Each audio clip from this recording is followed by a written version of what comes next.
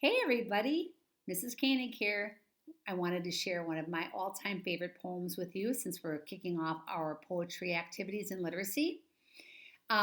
This one's a little wonky, I'm going to tell you right now, but if you know me, you know my sense of humor. Back when I was about your age, I read a poem called The Pig by Roald Dahl. Now, I don't know if you're familiar with him. He's the one that wrote James and the Giant Peach and the Witches and a bunch of other pretty funny stories.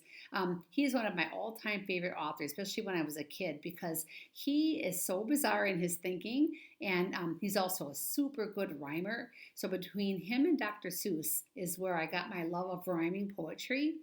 But I just remember when I was about your age, maybe in fourth or fifth grade, maybe a little younger, our teacher read this poem to us, and I just remember it was so funny, like near the end.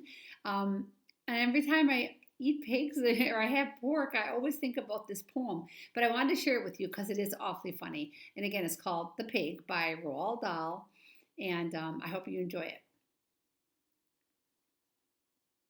In England once there lived a pig, and wonderfully clever pig. To everybody it was plain that Piggy had a massive brain. He worked out sums inside his head. There was no book he hadn't read. He knew what made an airplane fly. He knew how engines worked and why.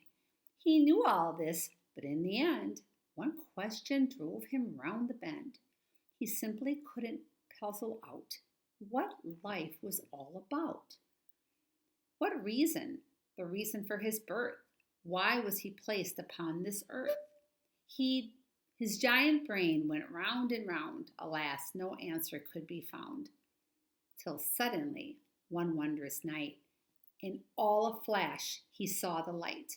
He jumped up like a ballet dancer and yelled, "By gum, I've got the answer!" They want my bacon slice by slice to sell at a tremendous price. They want my tender, juicy chops to put in all the butcher shops. They want my pork to make a roast, and that's the part'll cost the most. They want my sausages and strings. They even want my chitterlings. The butcher shop, the carving knife, that's the reason for my life. Such thoughts as these are not designed to give a pig great peace of mind. Next morning, in comes Farmer Bland, a pail of pig's will in his hand, and Piggy, with a mighty roar, bashes the farmer to the floor.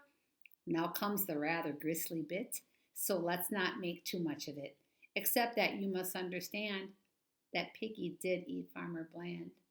He ate him from head to toe, chewing the pieces nice and slow.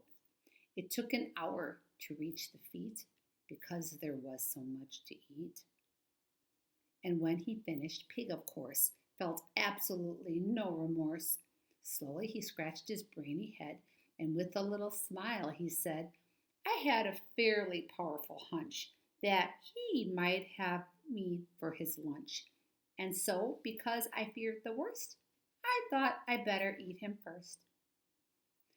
So hopefully you enjoyed that poem. Like I said, if you want more by Roald Dahl, he has all sorts of funny satirical poems he wrote about fairy tales. He has one about the three pigs. He has one about Cinderella. So if you're curious and you want to know more poems by Roald Dahl, just Google Roald Dahl and you'll see a whole bunch come up. So hopefully you guys enjoyed that. Have a great day.